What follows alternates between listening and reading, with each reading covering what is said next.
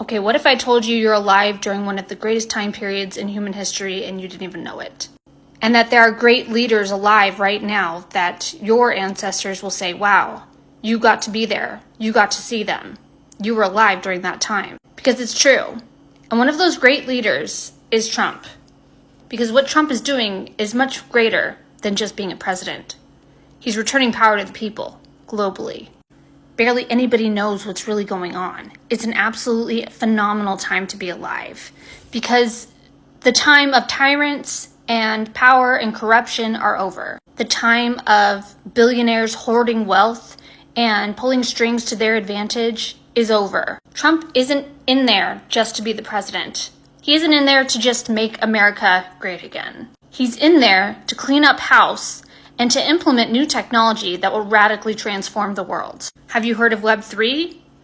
Cryptocurrencies? Smart contracts? The blockchain? I know it's all confusing right now, but basically it's the next level of the internet. A faster, more secure internet.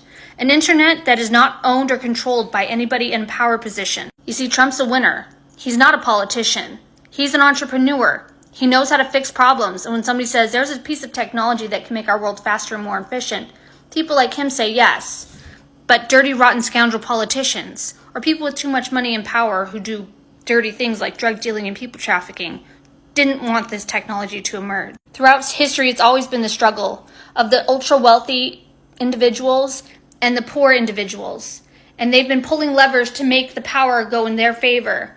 They hoard more and more wealth, more power in their favor. And it got to a very dangerous tipping point. And we knew it would happen.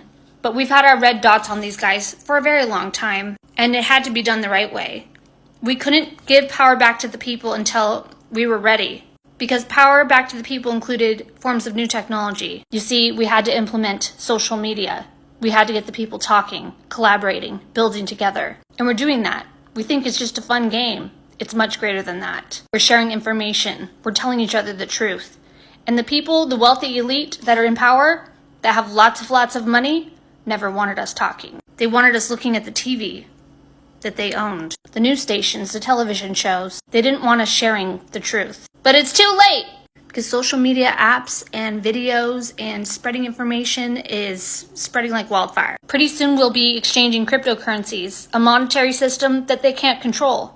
Nobody can control. Nobody can monopolize this new world that we're going into. Trump even said, I'm trying to make sure that monopolies don't happen. And several times, if you watched him live, he said, I'm returning power back to you. Now, there's much more people involved in this, but he's a big part of it. And all of the people who created these new technologies. There's a